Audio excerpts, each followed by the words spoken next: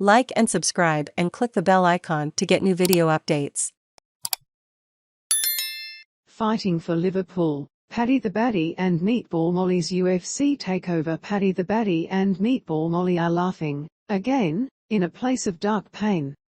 On Kempston Street, in the heart of Liverpool, the Next Generation MMA gym rocks with joyful noise, even though it is here that Paddy Pimblett and Molly McCann practice their bone-breaking kicks and punches. On the mat, and in the cage upstairs, they are flung to the ground by heavier sparring partners who grapple and half-choke them in a restrained imitation of everything that awaits on Saturday night at a sold-out O2 Arena. The Ultimate Fighting Championship, UFC, steams back into London for the first time in 3 years, and the Liverpool fighters threaten to blow the roof off as Pimblett and McCann each take their turn in the cage. Pimblett is being called the next Conor McGregor, and he is not shy in promising to take over the organization and become the UFC's new cash cow. His great friend McCann, his big sister, has overcome poverty, drug addiction in her family and depression to come out as gay and be the first English woman to win a UFC fight. Her nickname stems from her past work in Subway, where she left every shift smelling of meatballs. She also knows what it is like to win a fight with a shattered eye socket and to be choked unconscious. They understand the danger facing them, but they can't stop kidding around on a Wednesday morning. "I'm a fat little kid at heart," Pimblett says as he and McCann talk about biscuits and politics. McCann has just pulled on a blue Ukraine t-shirt, having decided the Russian onslaught means she should save her "fuck the Tories" top for another day, which sets Pimblett off on a riff. Custard creams top his list of unacceptable Tory biscuits, but he makes an exception for deluxe M&S shortbread, which he finds so delicious they belong in the feast he will demolish after his fight against Rodrigo Vargas on Saturday. Pimblett smiles and ruffles his blonde mop top when I suggest this is not typical fight talk.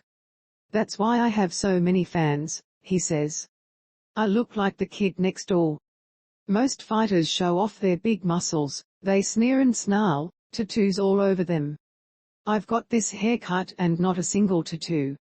But I turn into a different person in the cage. I get tunnel vision and all I think about is this guy in front of me and how I put him to sleep." The 27-year-old, who describes himself as a socialist and the greatest MMA lightweight in the world, nods when I ask if he really believes he can approach the astronomical fame and wealth McGregor accumulated before hubris diminished him. "Yeah. I see myself being bigger than that, because the sport has evolved even more than when Conor made it mainstream. He had 10 to something lads following him where I'm getting kids from the age of 5. Kids look at McGregor and see a big, hard fella with loads of tattoos. Kids have got long, floppy hair, they haven't got tattoos. They can identify with me." McCann chips in. "Paddy might not look like a fighter and, with the mouth he has, you wouldn't expect him to do all he does for the community.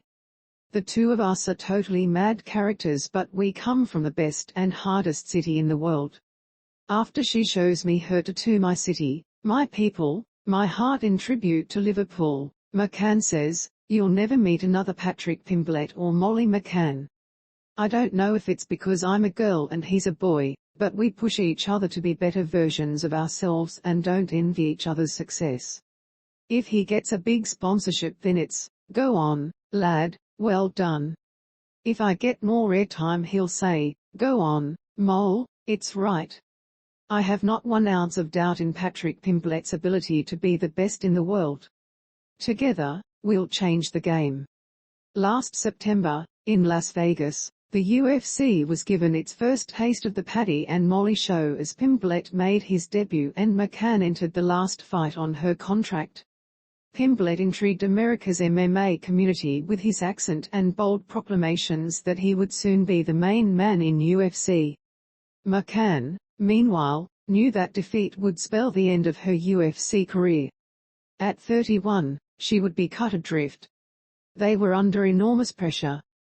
Pimblett needed to match the monumental hype as he moved up from competing in Cage Warriors events after he had turned down offers to switch to UFC twice before.